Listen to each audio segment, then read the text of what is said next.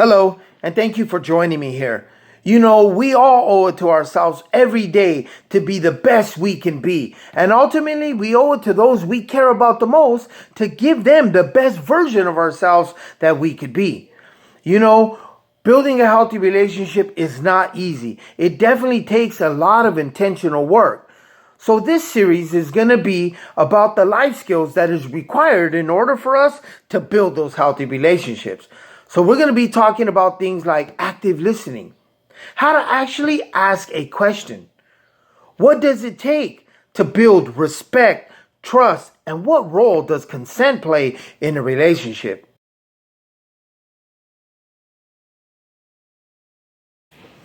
All right, so today I want to talk to you about a very important life skill, one that is easily overlooked and people never think twice about it. And that's how to properly ask a question.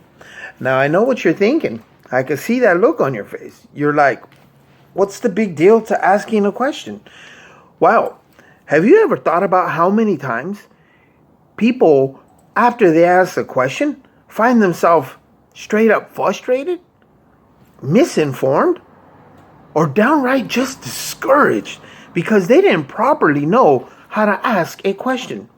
So I'm going to give you 5 quick tips to help you ask a question. So tip number 1 is determine exactly what information you need. So that way you could properly formulate a question. How many times has someone ever come to you, asked you 3 or 4 roundabout questions, and finally asked you a direct question? And at the end, you're like, why didn't you just ask that in the beginning? See, when we fail to ask a direct question, then not only do we become frustrated, but we also frustrate the person that we keep asking. So instead of asking a question like, hey, what are you doing today? Ask a direct question. Would you mind going with me to the mall? A direct question will ultimately get you a direct answer.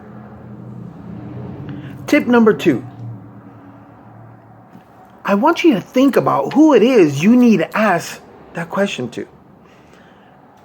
I can't tell you how many times I see people ask everyone else in the world the question instead of the very person they need to ask.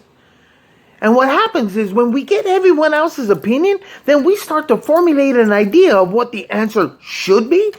And then when we ask the person who we intended the question to be, and if they don't answer along those same lines, then sometimes we actually get frustrated. And it's because we walked into that scenario with an idea of what the answer was. And when it doesn't line up, that produces frustration and resentment. So think about what to ask. Think about who you need to ask.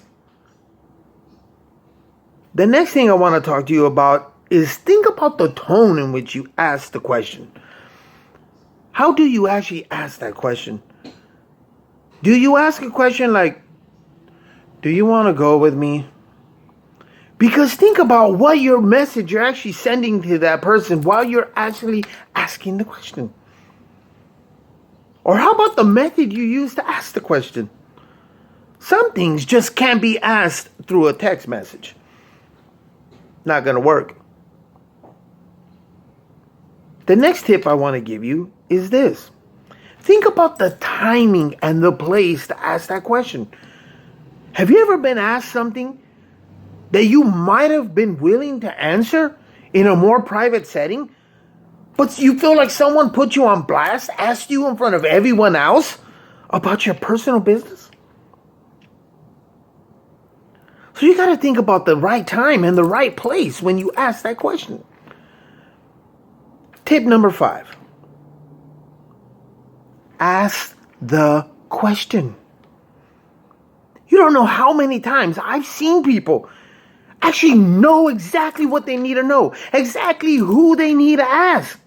Think about how they're going to ask the question. There's a door of opportunity, but because they don't have the courage to ask the question, they never get the answer.